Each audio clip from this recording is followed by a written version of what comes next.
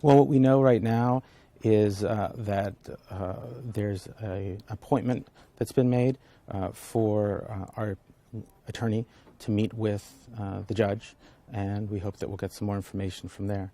The indictment hasn't been made official. There's been news reports about different things, but until we hear it from the court, I'm not going to believe anything about what may or may not be the court's position. So once the lawyer knows the allegations, knows if there's charges against him, the final charges against him, then she's going to schedule a meeting to meet with him.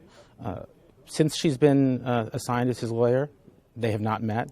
There were some news reports to the contrary. They were introduced once before she was his attorney. When she was Yegi's attorney, they were in the same room. So when they was asked by American media, have they met? The truthful answer is yes, they've met once. They haven't discussed the case. She hadn't reviewed the case file at that point. And so there was no discussion of his defense. There was no discussion of any legal things. It was just that they were introduced to each other.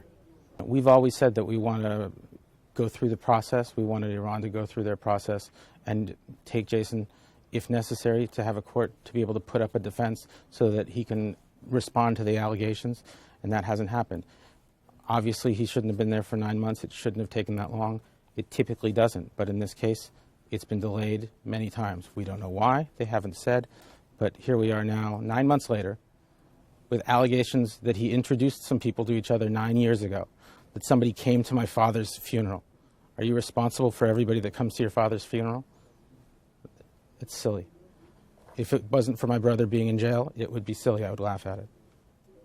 Well, as you know, we've been working with Reporters Without Borders, and they've been helping us to get the information out, as well as in the United States, the National Press Club.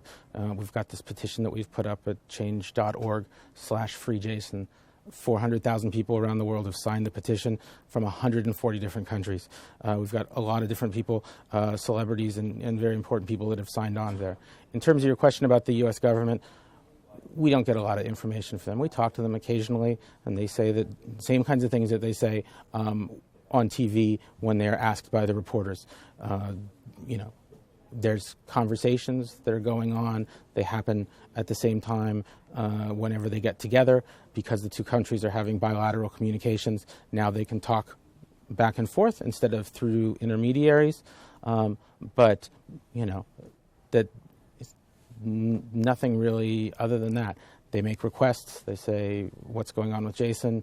And they hear back, well, Jason's in the court. Just as Mr. Zarif said, the court process has to go forward. That's what we've been saying since 1 week after Jason was detained. Follow the laws, enforce your laws, go through the process, and they haven't done that.